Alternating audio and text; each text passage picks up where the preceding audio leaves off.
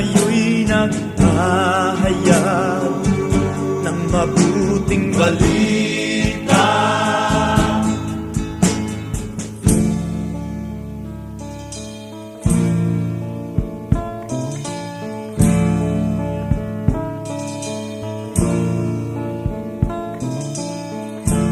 Pambansang piitan,